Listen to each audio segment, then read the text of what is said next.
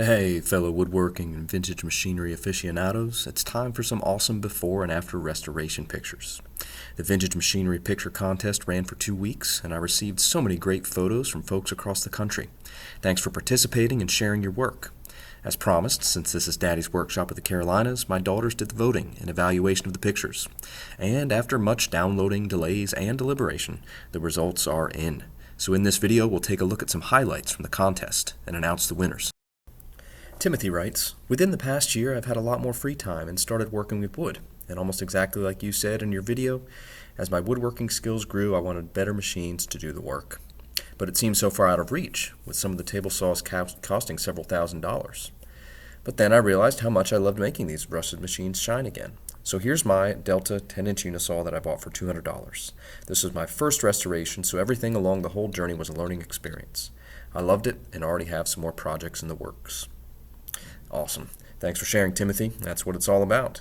Keep it up, making great stuff and making meaning for you and your family. And I love the attention to detail on that motor.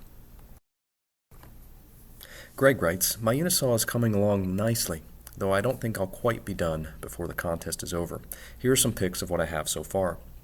Thanks, Greg. My daughters loved that unique paint scheme. Jeffrey writes, this is my newest addition to the shop, a Rockwell 1214 table saw. It was more of a clean maintenance and repaint than anything. The only thing I'd like to add is a shark guard splitter eventually and possibly a power feeder.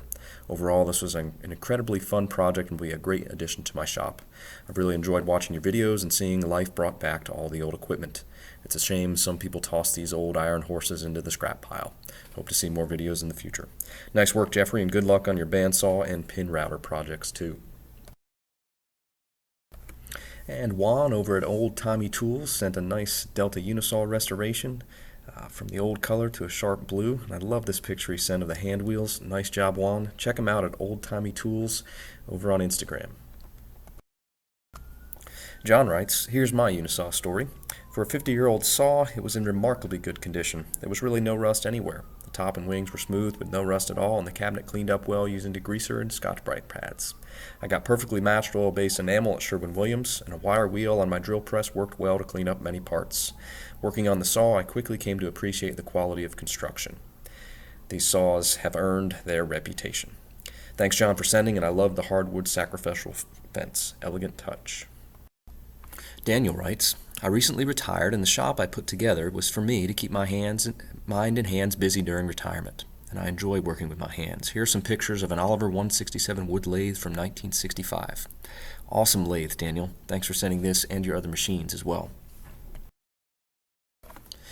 My good friend Pete with Nutmegger Workshop sent in some pictures of his sweet find, a powermatic 65 that was in near mint condition.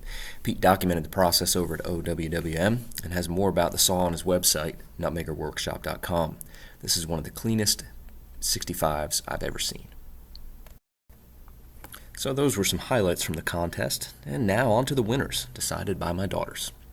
In third place was this 1940 Walker Turner joiner, restored by Daniel in Michigan. He writes, this is a 1940 half-horse, single-phase joiner with 6 1/8 inch capacity. It came with a stand, but the whole thing is really top-heavy, so I widened its footprint to make it more stable. I removed the door and replaced it with a dust port connected to a collector, mounted between the joiner and its cabinet with the port in the back. Dust collection on the machine is now about 90% effective. It's amazing. This machine was really rough when I got it and put a lot of time into the machine. I also updated the switch to a modern safety switch and restored it in the summer of 2018. There's a picture of the motor as well. Great job. Congrats, Daniel. You'll be getting a vintage delta-rockwell catalog from the 1970s.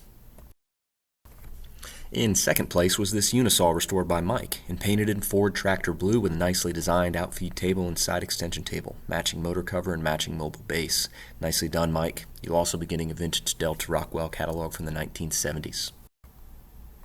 Mike writes about his Unisaw, it all started with arbor bearings. I bought my Unisaw about a year ago and was such a hurry to start using it. I brought it home, set it up, and it's been my daily driver ever since. From day one there were some squeaks and little annoyances that were bothersome, but not enough to justify a teardown. About a month ago, I started hearing noises. And then the fun began. He says he has something called, quote, my condition, that once he pulls something apart, he has trouble not going further and further, cleaning, lubing, and replacing everything. Well, Mike, I think we can all relate to your condition. That's why we're here. And so, great job. He also says, I watched your disassembly and reassembly videos dozens of times. They became my instruction manual. I probably watched you put the trunnions and yoke assembly in over and over for an hour at one point, and I also did the action hero walk away when I dropped it in. Laugh out loud. Nice. Thanks, Mike. Appreciate it. Great job on your saw.